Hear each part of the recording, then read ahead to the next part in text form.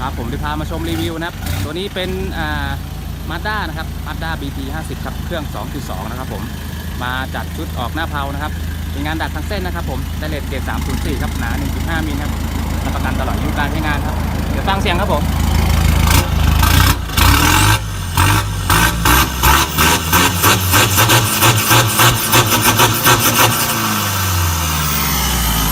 ครับผมลูกค้าท่านใดสนใจนะครับติดต่อมาทางเพจอยู่ดีเข้าซิ่งได้เลยนะครับ